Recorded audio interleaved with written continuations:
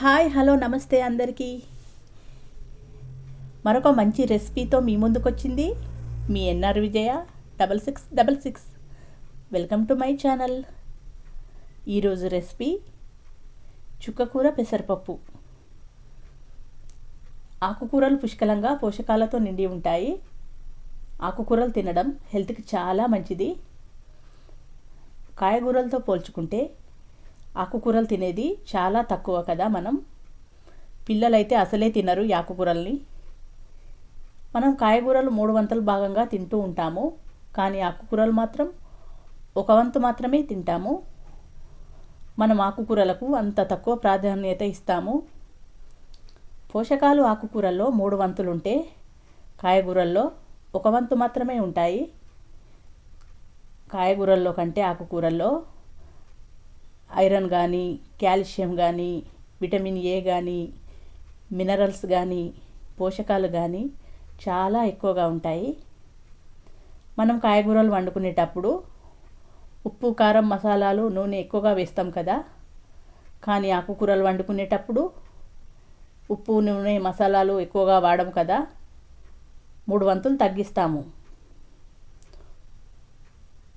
ఉప్పు, నూనె, మసాలాలు తక్కువగా తింటాం కాబట్టి మన హెల్త్ చాలా బాగుంటుంది. ఇంకా కాయగూరల కంటే ఆకుకూరలు ధర తక్కువ. చూడండి ఆకుకూరలు తినడం వల్ల ఎన్ని లాభాలు ఉన్నాయో.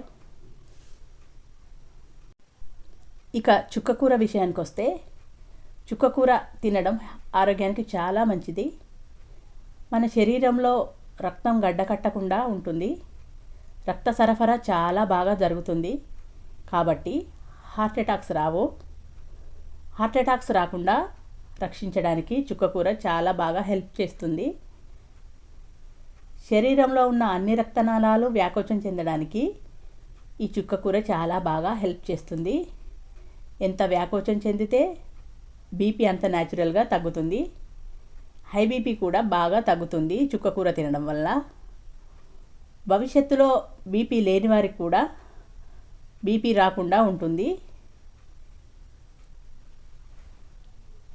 ఇక అతి ముఖ్యమైన లాభం ఏంటంటే, ఆడవారికి సహజంగా వచ్చే బ్రెస్ట్ క్యాన్సర్, ఇంకా సర్విక్స్ క్యాన్సర్, ఈ 2 రకాల క్యాన్సర్లు రాకుండా క్యాన్సర్ కణాలని చంపడానికి చుక్కకూర చాలా బాగా ఉపయోగపడుతుంది.